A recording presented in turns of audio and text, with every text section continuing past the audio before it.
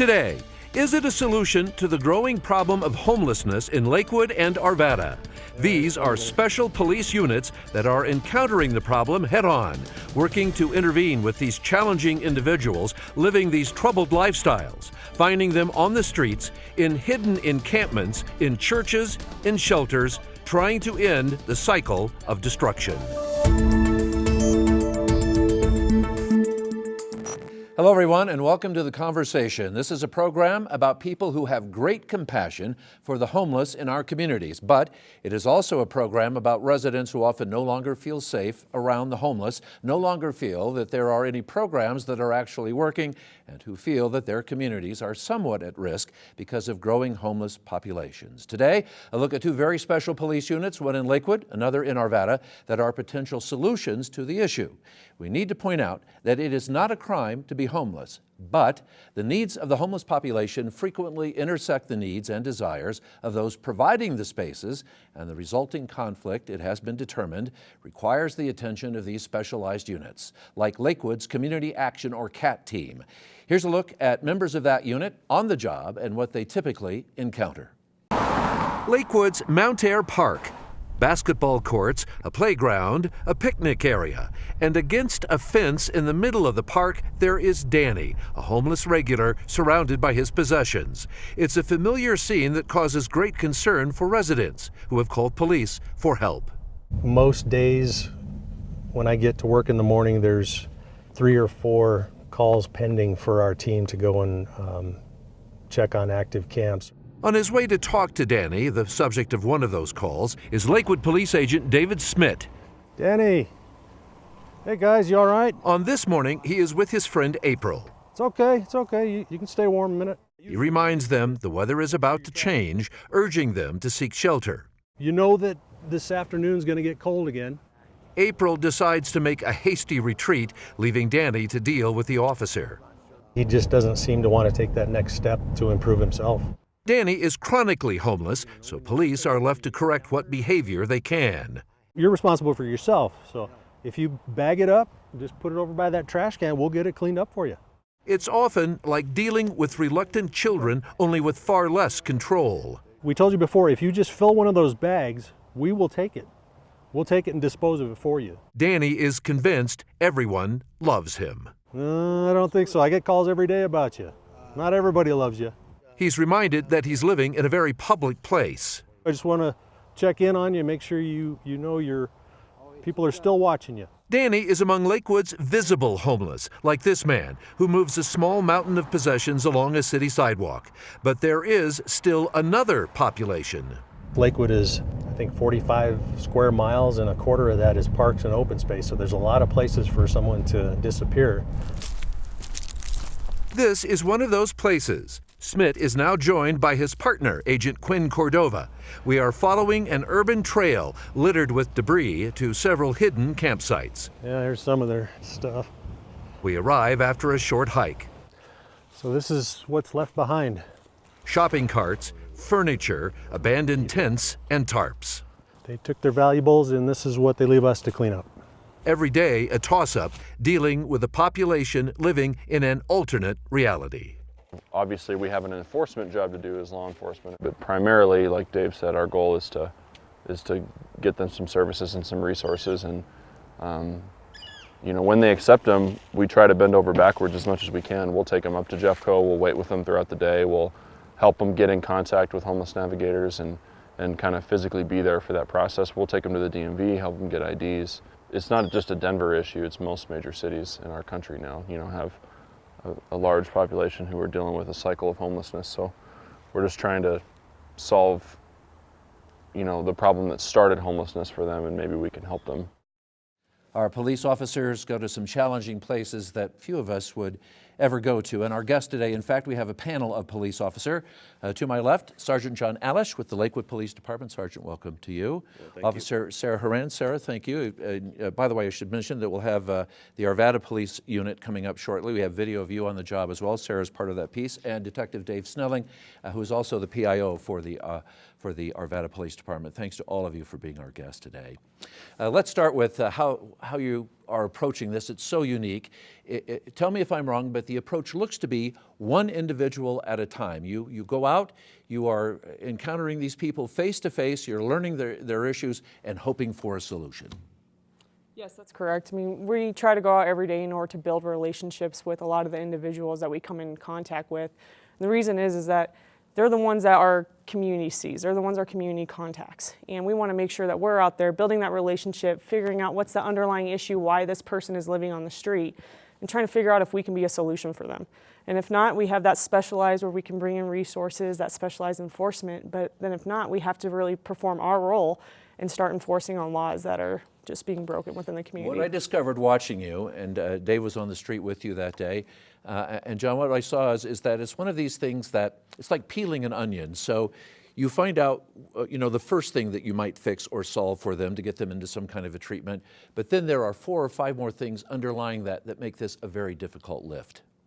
Yeah, and I think I would add, it's definitely the relationships you develop with each person out on the street, but every interaction, even interactions that don't work, we use those to guide our efforts down the road. And what I would say by that is, one thing that's been really beneficial with the development of the CAT team is we are a resource for policy and decision making within the city. So if we identify someone like in the video you saw who is consistently in the park, has all of their belongings with them, is a chronic problem, we are in meetings right now with our city parks division, our legal advisors and everyone, trying to come up with a solution to that problem. Because if an individual is willing to get help, we will do everything we can. And that's one powerful thing about our team and your team is we have the time and the resources to do it.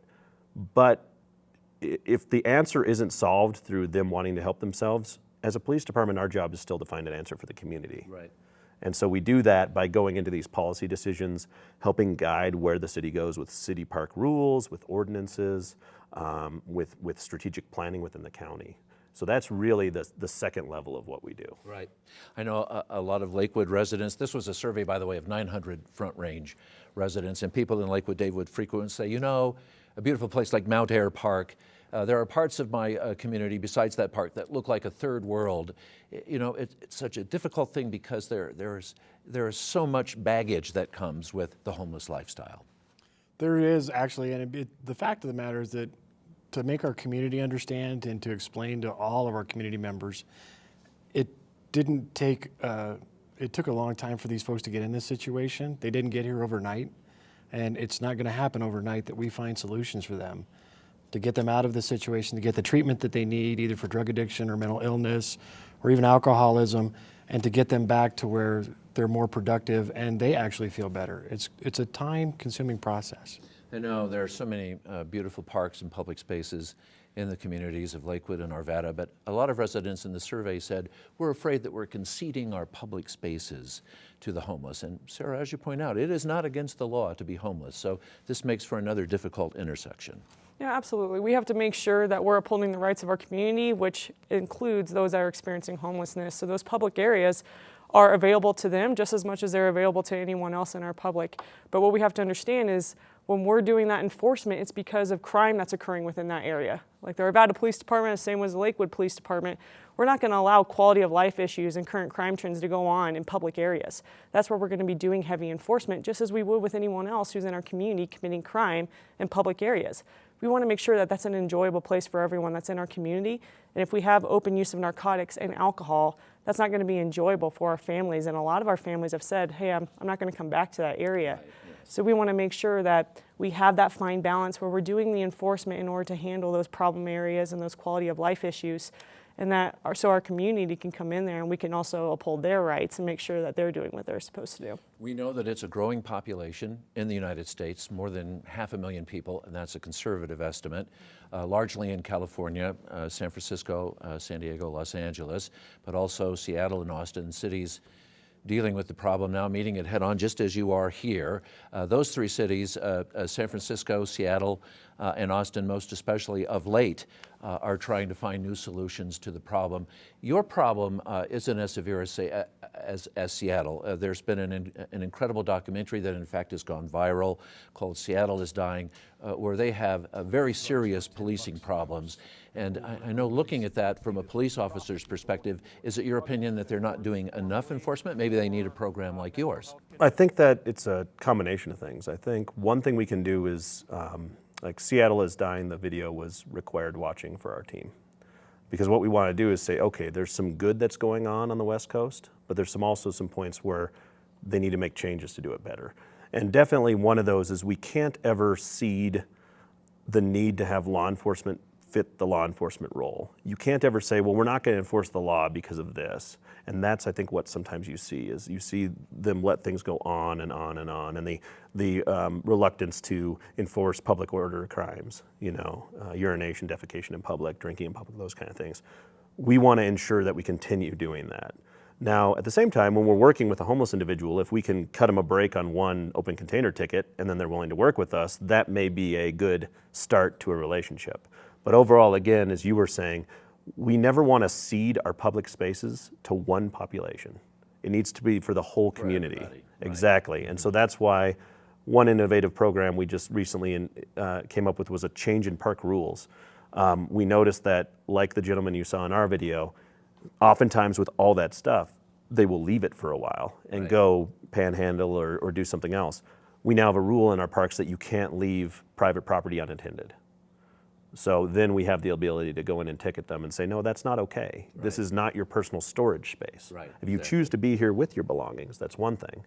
But you're not allowed to just pile things up and go about your daily business somewhere else. And I have to say, I was stunned by some of the places that we went and some of the items that were accumulated, including stolen items that are part of this cache, and propane tanks, as we'll see from the Arvada unit in just a moment. We were under an interstate that was just strewn with all kinds of different dangerous litter. And in fact, this becomes a heavy lift for cities too, because at some point it has to be cleaned up. And that is on taxpayers as well. And in fact, it's thousands of dollars. Am I right? That's correct. It can be in the tens of thousands of dollars per cleanup, because it's not a normal pickup of trash. Needles. There are biohazards. There are many other different kinds of issues just contained in one camp.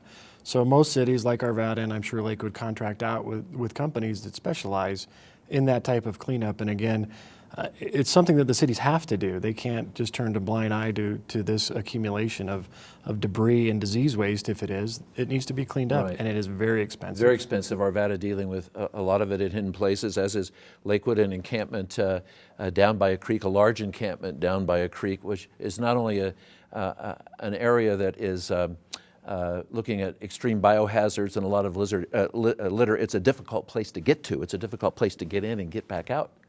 I think that's one thing that oftentimes we see the visible homeless, but we have to remember many of them want to avoid being seen.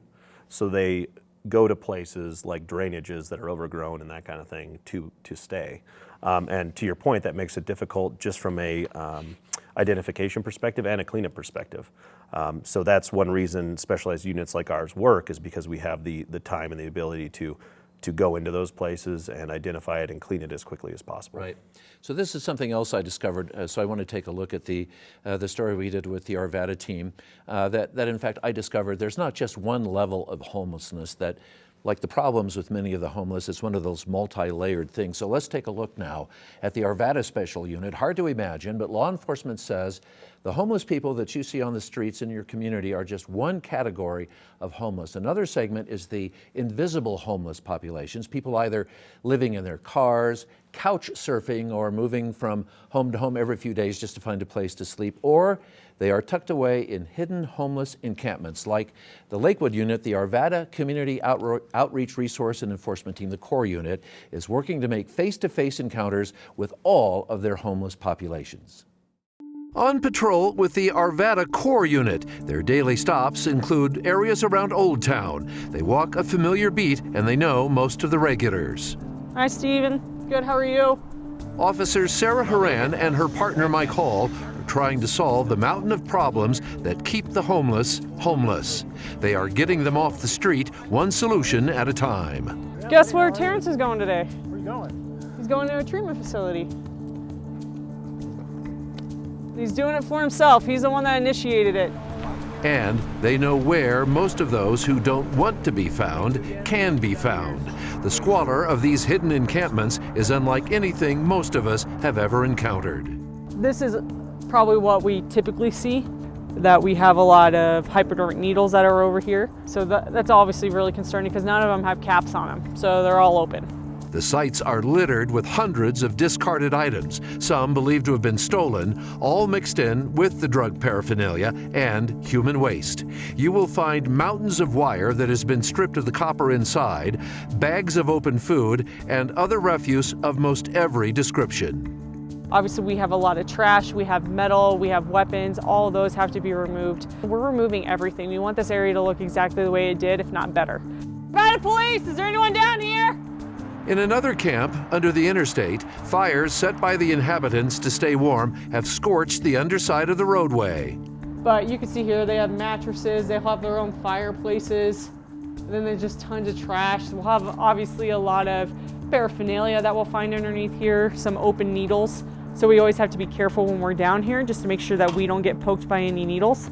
They hide away to escape the law and to escape the elements. They do whatever it takes to survive in this altered reality. They'll have propane tanks, wires that are strapped up to things underneath here.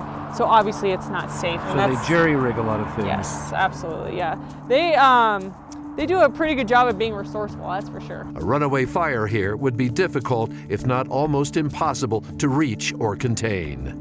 We don't want an incident where we actually lose the structure of our highway just due to a homeless camp. But people call this home, trying to stay out of sight and out of reach of society.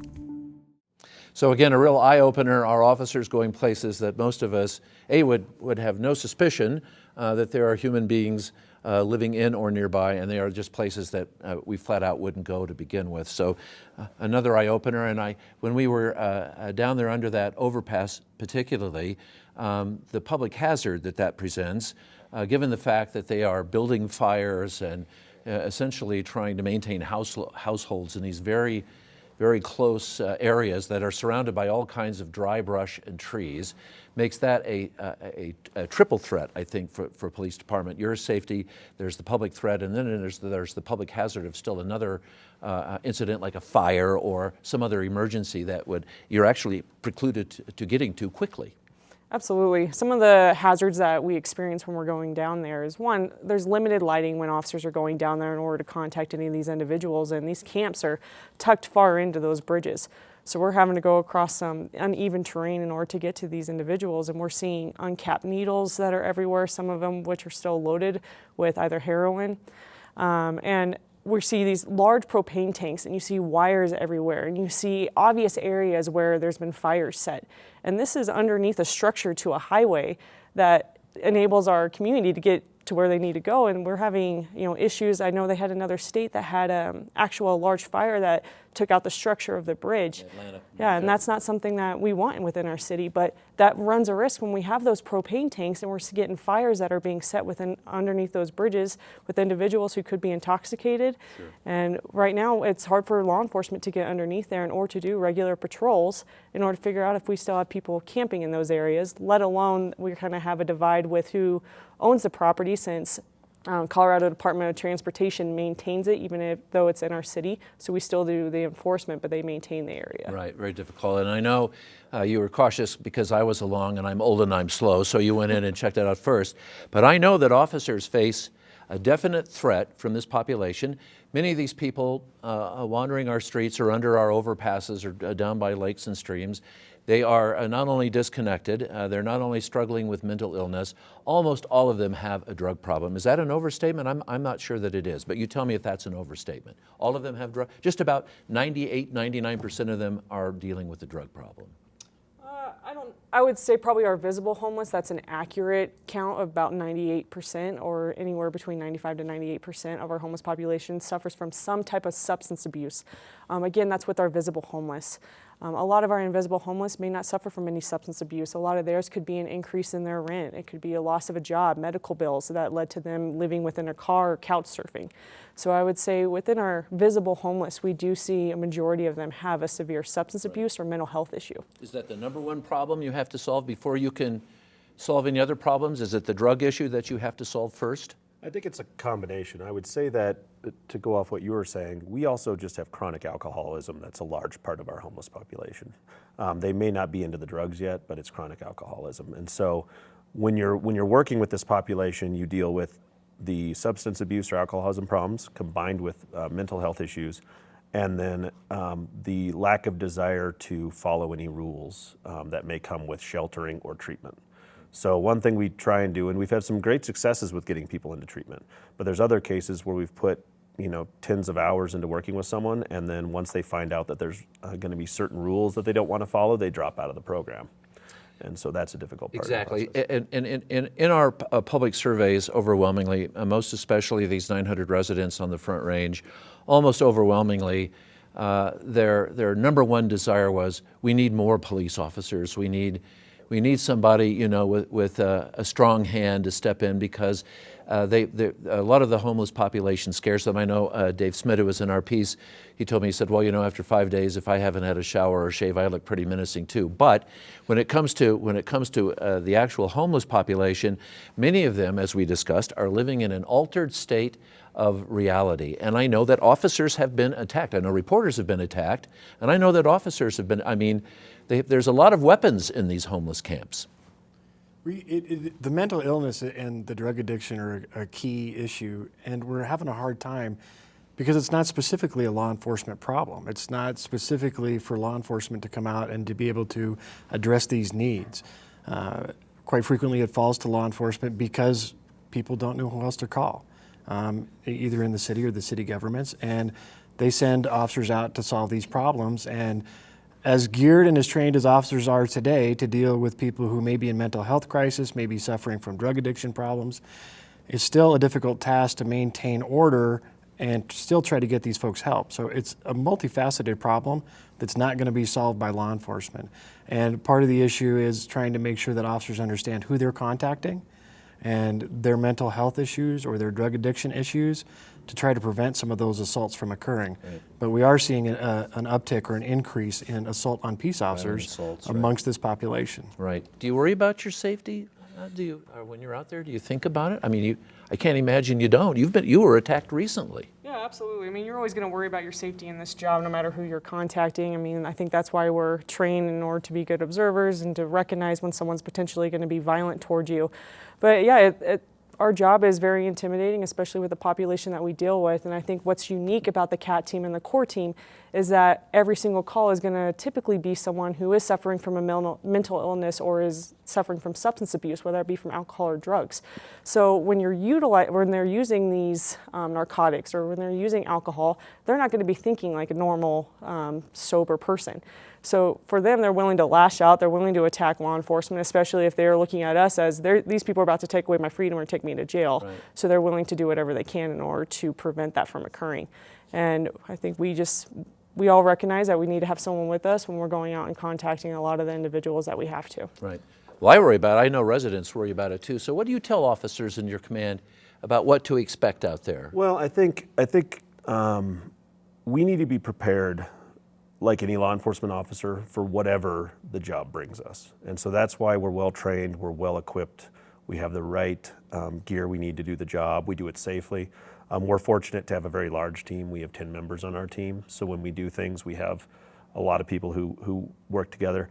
I think at the same time, it's good to have an understanding of reality, in that we still find that generally the homeless are committing public disorder crimes overall. It's the trespassing, defecating in public, drinking in public. We don't have a high assault on the general population from the homeless. We don't have a lot of crimes where the homeless are attacking the rest of the public. What we generally see is homeless on homeless crime. Right. And that's one thing that our teams are able to help with too, is oftentimes the homeless are victims. And so one of our jobs is to go in and help them, because we will often have homeless who are taken advantage of because they're homeless by other homeless people, Right. or other types of criminals. I have to tell you, I hear this all the time from homeless people, and they're afraid of the shelters, a lot of them. They say they've been beaten up, that they've had property stolen, and as you say, they attack each other. There's this fear of violence. And Sarah, we saw this on our patrol in talking to some of the group that you were talking to, the homeless people that we contacted that day, that recently they'd had an altercation or that they were looking for someone to fight with. And I think a lot of people aren't aware how serious an issue of homeless on homeless crime is. One of the big points you talk about is going into a shelter, and they say their personal belongings are stolen. Some of those personal belongings end up being identification cards, social security numbers, things that they may need to either get assistance or get a job is now taken away from them. So the ability to go get a job or the ability to go get some type of government assistance, first they need to go return and get a social security card or a new identification card, simply to be able to, maintain that level of help that they could get. And when they go into the shelters, quite frequently it's stolen, and then it becomes used by someone else. Yeah, so more layers of the onion. It's such a complex problem. 4 things that taxpayers say about the homeless people. They say, next time you talk to a cop, ask them this question. I want to know, should we be giving these people cash, as their signs largely suggest? And I think the 3 of you universally say no. I always tell the community, especially when we're teaching any of our crime prevention classes, that they see an individual who's panhandling. We've watched them get money from our community, get cash, and they're immediately going to a liquor store, and they're not utilizing that in a way that will benefit themselves besides to further their substance abuse issue. So what we recommend to people is that if you want to provide any kind of cash to someone who's experiencing homelessness, give it to some organizations that have actual success rate in helping, assisting those that are experiencing homelessness, or provide that person with resources that are in Jefferson County. If you want to give them a gift card to a King Soopers, that's understandable, but look at what resources do I have in my area if you're actually willing to help, and then look at what organizations actually are successful in helping those that are homeless and provide money to them. Right. Yeah, I think additionally, to your point, King Soopers gift cards are a good option, because you can't buy tobacco or alcohol products with King Soopers gift cards, which not a lot of people know. Really? I didn't know that. Additionally, just having granola bars, power bars, something. If you feel the need, like you're like, I want to help this person, that's understandable. And so if you want to give something to them that they're going to eat something that night, right, that can be something as well. But I would agree overall. I think as we learn how to deal with this problem smarter, and that's what we really want to do as a community and a whole region, is deal with this problem smarter. It's identifying partners that we can recommend to the community that can receive those donations, right, and make real change with an eye on helping people move forward, right, instead of maintain the current position they're in. Yeah. Dave, I know you've heard this as PIO. I have a religious imperative to help those people because they're the least fortunate among us. And I know, and that's a hard thing for people to get by, what their faith is telling them they should do. But the bottom line is they're really not lifting anyone by just giving them $5 or $10. No, and that's fantastic, first of all, that you feel the need to give back to your community, and there's so many other ways, like was just discussed. There's food banks, there's the Jeffco Action Center, there's the community table.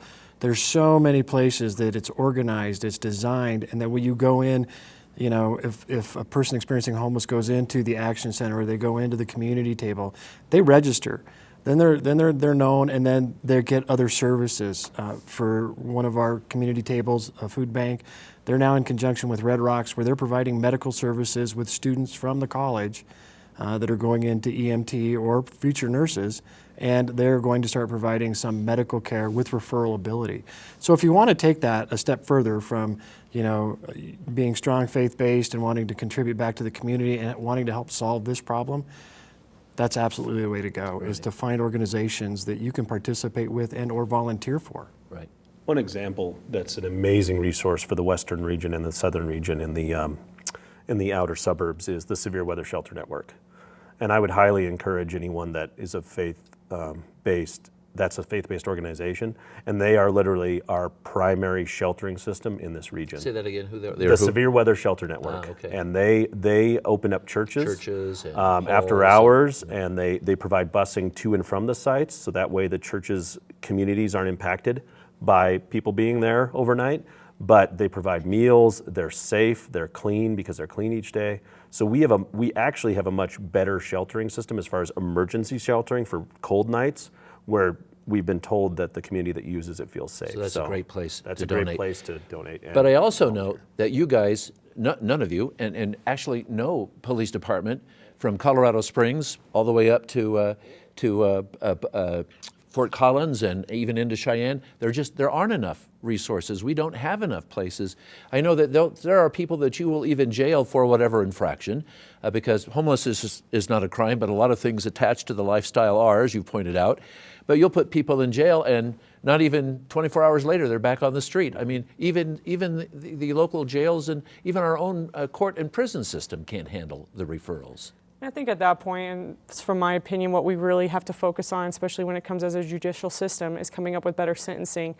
We need to look at what is the underlying reason as to why this person committed a crime. Is it substance abuse, whether it be alcohol or drugs? And actually have it be mandated treatment, where it's not a voluntary placement. That if you're committing crime and there's an underlying reason why you're committing crime, then that's what we're going to solve.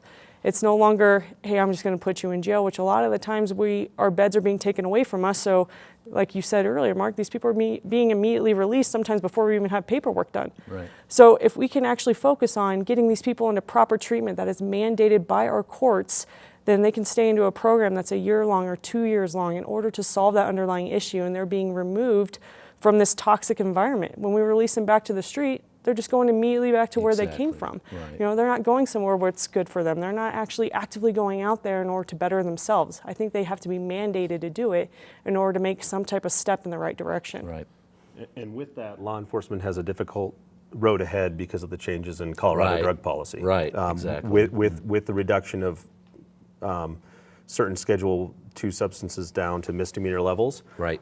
Drug courts the Jefferson County Drug Court was very successful. Right. But that's because they had a felony crime that they could tell someone you could spend real time in jail or prison Right.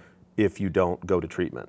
Yeah. If they lose that, there's a good chance we're going to see a lot less people going through That's treatment. right. Which makes taxpayers crazy as well, because, you know, the cops need to be out there helping with this, and it doesn't seem anybody is. And another question in the survey, another question they wanted me to ask you is, there are so many people on my street corners.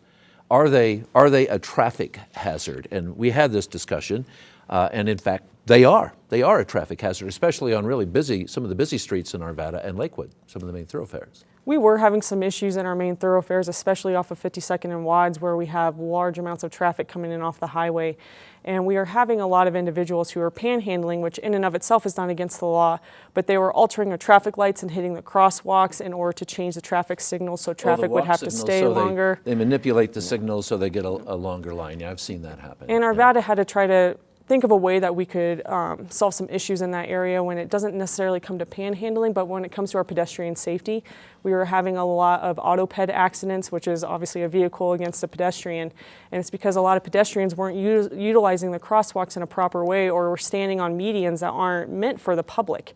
And so once we started to have some fatal accidents along our main corridor, which is Wadsworth Boulevard, at that point we had to try to figure out some type of ordinance in order to help with those issues. So we came up with ordinances restricting anyone from being on those medians on a roadway that's over 30 miles an hour, and that's just due to their safety. Right. And then we also were looking at, if you are going to be panhandling, again, it's not against the law, but there needs to be a safe way in order to conduct that transaction. Right. So if you're going out into a street in order to get that money and you're stopping traffic in order to do that, that's against the law. Right. There needs to be a safe place. If it's a parking lot where that person can pull over in order to give you that donation, then that's one thing. But you can't be actually altering traffic in order to get that. Right. People are terrified they're going to hit somebody. Mm-hmm. I mean, I've seen these guys on on-ramps where traffic is, I have no idea, and I'm sure maybe they're just trying to figure it out, but it terrifies me that they're going to step out, and because everybody's trying to get up to speed, it would just be one of those horrible, in fact, I know people who have had these accidents. I have a very good friend in television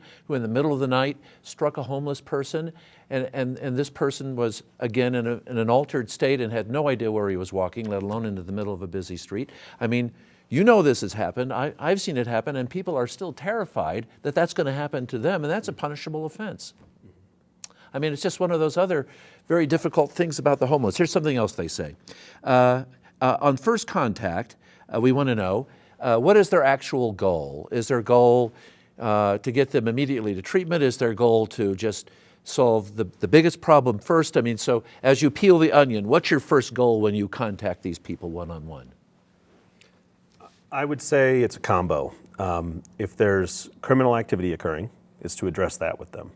And just like we address criminal activity with any person, sometimes it's a warning, sometimes it's a citation, sometimes you're going to jail. So that's first, because that's our first role as law enforcement, is still to provide that. But then also is relationship development. Because unless someone feels comfortable talking to us, we're not going to find out the things we need to know, like, do you use drugs? The bigger question, are you willing to stop using them? Because if they're not willing to stop, there's not much we can do. Right. I think one neat thing about as we move forward as a region, Jefferson County has come up with a really unique program that we're all coming into together, which is homeless navigation.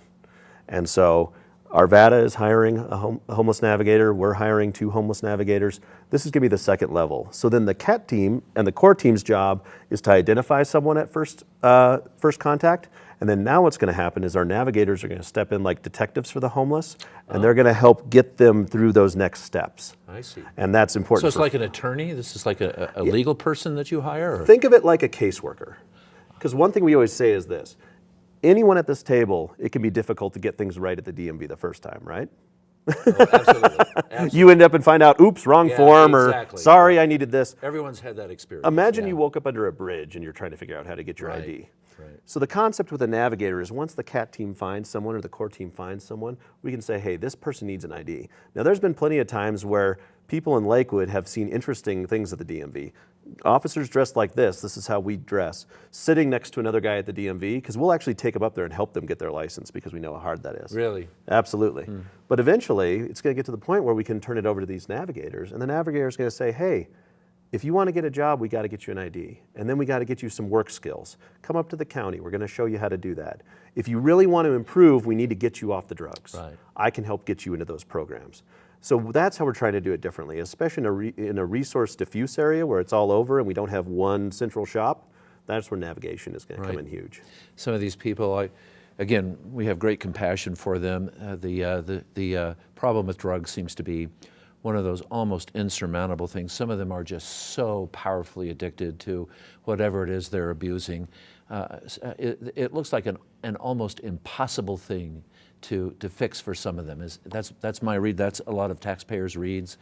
Is that your impression? Is it insurmountable for some of them? Are there just some lost causes that you can't help? You know, I think it depends on where they're at in their addiction. It is incredibly powerful. Drug addiction is not just driving homelessness, it's driving a great percentage of how we react as law enforcement to crimes. It's driving a large percentage of criminal activity, stolen cars, assaults, robberies, all those different crimes are being driven by mostly drugs and those epidemics. And it's not just prescription opioids. It's heroin that comes along with that. It's methamphetamine are probably the major contributors to these issues. And it is really hard to talk to some of these people and to see how their whole life has been taken over by a simple drug. And by that, I think a good thing about the issues in Seattle and the other areas, Austin, that you mentioned, that's a great warning sign for us in the metro area and law enforcement to get ahead of this curve. And a big shout out to Lakewood City Government and the Arvada City Government and all of those that are addressing that issue with these teams. They're getting ahead of it. These officers and sergeants are learning every day that there's a lot to address, and there is so much more that they have to learn. They didn't learn in an academy, or they didn't learn in a week-long training. They all said that to me. They all said this is not something they teach at the police academy, There is a right? large amount of on-the-job training for these folks, and they're doing a fantastic job. They pick up that ball and they run with it. The learning curve is massive, but the leaps and bounds that they've made, just over the few years they've been in operation, the time they've been in operation, it's just incredible. I know Sarah has great compassion for the homeless, and Dave Smith as well. All the officers, Officer Cordova as well. I mean, all of them had great compassion. So how do you find special officers like this? I mean, is that a profile thing? I mean, or did you just know because you know the person? How do you pick the officers for these units? I think they actually kind of pick themselves. They actually rise to the top, and they have to show some compassion and some ability to work outside of that very confined box some days that we call laws and rules and procedures. And once they can show or demonstrate the ability to work so flexible with an individual that they can take the time to drive to DMV and realize they're not going to get in trouble, that they can take the time to go get, a death certificate so somebody can get appropriate paperwork done for their spouse's estate. That's huge. And for them to understand that and be able to take that initiative, those are the officers that I know that Lakewood's looking for, and I know that Arvada is looking for, that rise to the top and take the ability to have that compassion and then just let them drive it right through the job. Right. Problem solving is number one. Of course, yeah. That's compassion we need, but I think one thing we're lucky to have is professional police organizations are full of compassionate people because they would have taken the job if they weren't compassionate for everyone they serve. Problem solving is the key, because the problem is we have problems that the person hasn't figured out themselves. Right. And how's it easy for us to do that in one visit? So we really need people like Sarah, like Dave on my team, who say, you know what, I will stick to this through the end and see what I can do. Because that's one difference in law enforcement is we don't have the choice of failure. Right, exactly. And now you have the added pressure from taxpayers saying, somebody has to fix this, and usually they point the finger at you. The cops are always at the end of the solution train. I mean, they're the last but most important person that everybody points to. And a lot of people will say, it seems, in one of these surveys, they say, it seems we've spent an awful lot of money on this, that taxpayers, part of our cities and spaces now are permanently occupied by these people, and we've spent all this money, and it doesn't seem that it's getting any better. Are your populations growing? Is that an unfair assessment? Is it getting worse? I would say that we've seen an increase in our homeless population, at least within Arvada. I don't know if it's the same as Lakewood, but we did a regional homeless count in the summer, and it included multiple jurisdictions in Jefferson County. And I think it was good for both Lakewood and Arvada that we got to see each other's populations. And it's just the numbers that we were getting in these surveys, it's definitely a lot higher than what I think most of our community thought. So I definitely see an increase in our population. Yeah, I think I saw something recently in the news that said that between like 2010 and 2018, Colorado grew the equivalent of a Denver. Yes. 600,000 people roughly. Yes. Mm-hmm. So recognizing that our state has grown, you're definitely going to have a homeless population that comes with that. And I think also one thing that we are dealing with in the suburbs right now is as we talk to the homeless, they tell us they feel safer in the suburbs. They tell us they feel more comfortable interacting with people in the suburbs. And so we've seen an increase in them moving to the suburbs because of that feeling of safety for them. Right, exactly. And so I think, again, that's why these teams are relatively new for this region, because that's our response, is we've recognized there's been an increase, and has it gotten worse? Absolutely. We're not going to lie about that. It's definitely gotten worse. But that's why we're here now, and that's why we're going to start moving the needle and making it better. Yeah. Well, it's a marvelous thing to watch, and I know that public transportation is a whole nother show. The G line, it's a wonderful thing, but a lot of the homeless have great mobility. It happened on the Southeast Light Rail line down by Park Meadows. There was even a murder in that neighborhood attributed to a gang member who rode a train. And I mean, as we grow and as we get more mobile and as we look for solutions to all the traffic problems, public transportation becomes just another issue for you to monitor, another place for you to watch. Yeah, absolutely. Yeah, a lot of things. Well, as I say, it's a large onion and a difficult thing to peel. How many officers do we have altogether on the units? And if we combine them, count them up, we have 10 officers, 2 JCMH caseworkers, and soon to be 2 homeless navigators. So 14 on our team plus 2 sergeants, so 16. Right. And we have 3 officers on our unit, and we have a sergeant, and then we'll be getting a homeless navigator, and we have a mental health, it's a co-responder through JCMH that works a lot with us. And do you see them growing beyond that, getting larger? Do you see these units becoming even larger than they probably are? I guess my question would be, how is operation right now? Is it effective, or do you need more officers? I think right now, especially with Arvada, we just got our unit created this year. So I think that we need to have a few more years under our belt to see, how are we maintaining this unit with 3 officers. But I do think with the population that we have, in order to have a good impact on the population that we see, I don't think that more officers would be bad. I think it would be great to have more people in order to assist us. I think we're relatively new too. We're coming into our 3rd year this next year. We've grown already. We started at 8, now we're at 10. But we want to be smart with taxpayer dollars because officers aren't cheap. It costs a lot of money. And so looking at things like homeless navigation, if we can help with a force multiplier there and get things done in a more efficient way with a team strength that allows us to do what we need to do, it's been great so far. One particularly telling thing in the survey was that all of you got very high marks for what you are able to accomplish with the homeless. I think a lot of taxpayers, a lot of Americans realize that a lot of people are just a paycheck away from living on the street. It's one of those very difficult things. So I know I met Sarah. She was somewhat, I don't want to say diminutive, but she looks diminutive next to her partner, who is this gigantic man, as you saw on the tape.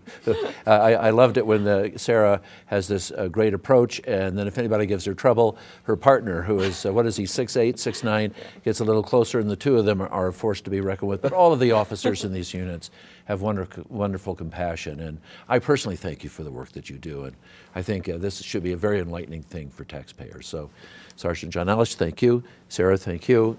And Dave Snelling, thank you, all of you, for the work that you do and the things you do for your community, and great good luck with this new program. Thank you, Mark. All right, thank you. Thanks for being part of the conversation, and thanks to all of you for joining our conversation as well. Let's talk again soon.